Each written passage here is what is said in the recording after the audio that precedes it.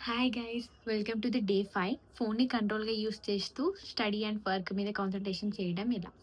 So guys ఈ day 5 అయితే నాకైతే హారబుల్, అసలు హారబుల్ అని చెప్పొచ్చు. ఏం చేద్దామని చేయాలనిపిస్తలేదు, వర్క్ చేద్దామనిపిస్తలేదు, ఏం చేద్దామనిపిస్తలేదు, మోటివేషన్ లేదు, ఎనర్జీ లేదు. 21 డేస్ ఏం లేదు, ఛాలెంజ్ లేదు, ఏం లేదు, నేను క్విట్ చేసేస్తున్నా, నా వల్ల కాదు, నా వల్ల అయితలేదు అనేసి అనుకున్నా ఇంకా నేను. అప్పుడే నాకర్థమైంది. ఏందసలు నేను 4 డేస్ చేషినా. అయినా గూడా నాకు చదవాలనిపిస్తలే. నిన్న గూడా డే 4 గూడా నేను అట్లనే ఫీల్ అయినా కొంచెము. అసలు కొంచెం చదవాలనిపియట్లేదు. నేను ఫోను వాడట్లేను. అయినా నాకెందుకు చదవాలనిపియట్లేదు అసలు? ఎందుకిట్లా అవుతుంది? ఏం చేద్దాం అనిపియట్లేదు ఏంటి అనేసి నేననుకున్నా. అప్పుడు నేను కొంచెం రీసెర్చ్ చేస్తే నాకప్పుడు తెలిసిందనమాట.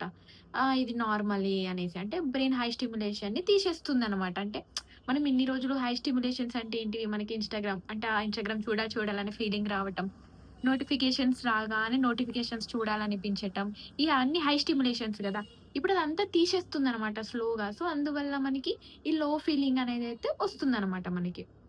ఓహో! ఇలానా ఓకేలే అనుకున్నా. మరి నాకేంటి 2 డేస్ ఉంది. ఎందుకిట్లా అనిపిస్తుంది అనేసి నేననుకున్నా. అలాంటప్పుడు రీసెర్చ్ చేస్తే ఏం లేదు. ఇది కరెక్టే. డే 4, డే 5, డే 6 అనేవి నువ్వు ఇలా ఫీల్ అవుతావు అనేది నాకు అది తెలుసుకున్నా. ఓకే. సో, కరెక్టే. నేను కరెక్ట్ పాత్‌లోనే వెళ్తున్నా అనేసి అనిపిచ్చింది. ఓకే. అది చెప్పిందనమాట మళ్ళేంటి నువ్వు కరెక్ట్ పాత్‌లోనే ఎళ్తున్నావు. ఏం కాదులే. ఇట్ ఈస్ గుడ్ సైన్ అనేసి.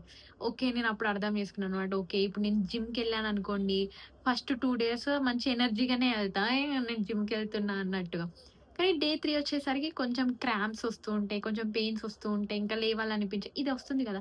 సో, అది నీవు చెయ్యలేను అనే అదొక హై స్టిమ్యులేషన్ అలా అవుతుందనమాట మన బ్రెయిన్‌కి. సో, అందువల్ల మనం అలా ఫీల్ అవుతాము. ఇంకా నా వల్ల గాట్లేదు, ఇంకా వెళ్ళలేను ఇది అనేసి. అందుకే మనం ఫస్ట్ 2 డేస్ ఉన్న ఎనర్జీ డే 3, డే 4లో అయితే మనకుండదు.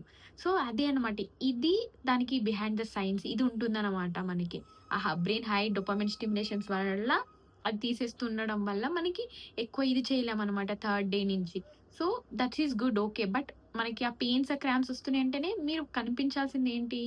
మీకు సైన్ అనేది వస్తుంది. అంటే యూ ఆర్ ప్రాక్టీసింగ్ గుడ్. మీరు కరెక్ట్ వేలో ప్రాక్టీస్ చేస్తున్నారు. మీరు ఇలానే చేస్తే గ్రోత్ అనేది వస్తుంది అని అర్థం. సో, ఇక్కడ గూడా అంతే. ఇక్కడ మీకిలా అనిపిచ్చింది, లోగా అనిపిచ్చింది, నా వల్ల అవ్వట్లేదు, మోటివేషన్ లేదు, ఎనర్జీ లేదు, నేను క్విట్ చేసేస్తాను అంటే మీరే లూజ్ అయిపోతారు. ఖచ్చితంగా మీరే లూజ్ అవుతారు. కానీ అదే స్ట్రాంగ్‌గా, అదే ఛాలెంజింగ్‌గా లేదు. నేను 21 డేస్ పెట్టుకున్నాను. ఏదన్నా అవ్వనివ్వండి నేను క్విట్ చెయ్యను అనేది మీరుంటే స్ట్రాంగ్‌గా then you can move forward. ఒక స్టెప్ ముందుకుండొచ్చు మీరు. సో, అలా అన్నమాట ఇది గూడా.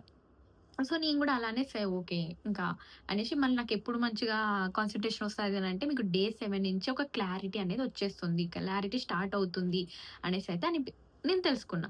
ఓకే. సర్లే ఇంకా అనేసి అనుకున్నా. Okay. I'm going in good direction and everything is going good. బానే జరుగుతుంది. ఇప్పటి వరకు బానే జరుగుతుంది. ఓకే. ఇంకా గూడా మంచిగానే జరగాలి అనేసి ఒక స్ట్రాంగ్ విల్ తోటి నేను ముందుకైతే వెళ్ళాను. సో, తర్వాతకి ఇప్పుడు మరి ఇలా అనిపించినప్పుడు నేనేం జేయాలి? ఇలా మోటివేషన్ లేదనంటే ఓకే. వాకింగ్ జెయి.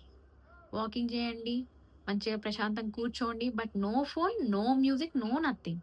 జస్ట్ న్యాచురల్‌గా డోపామిన్‌ని రిలీజ్ అవ్వడానికి మీరు ట్రై చేయండి.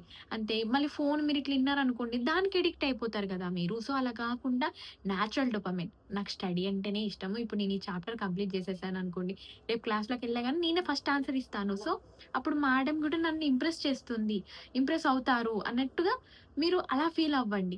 అండ్ మీరు వర్క్‌లో విషయంలో గూడా ఉంటే, నేను వర్క్ ఈరోజు కంప్లీట్ చేసేసాననుకోండి, రేపు మంచిగా కొంచెం రిలాక్స్ అవ్వచ్చు. నేను ఫస్ట్ కంప్లీట్ చేసేసుకుంటే, ఇంకా వేరే వర్క్‌ని ఏదైనా చేసుకోవచ్చు అనేది ఇలా మీరు పాజిటివ్‌గా గుడ్ డోపమైన్ రిలీజ్ అయ్యేలాగా దాన్ని ఎలా ట్రైన్ చేయాలనుకుంటున్నారో మీరు, అలాంటి థింకింగ్స్, అలాంటివి పనులు మీరు చేశారనుకోండి, మీరు కరెక్ట్‌గా ఇంకా మంచిగా పాత్రలో ఎళ్తారనమాట ఇంకా.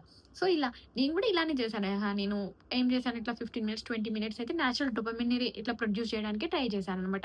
ఎందుకంటే అలా ఉండటం వల్ల మనకి లైక్ మూడ్ అనేది గూడా మంచిగా యాక్టివేట్ అవుతుంది.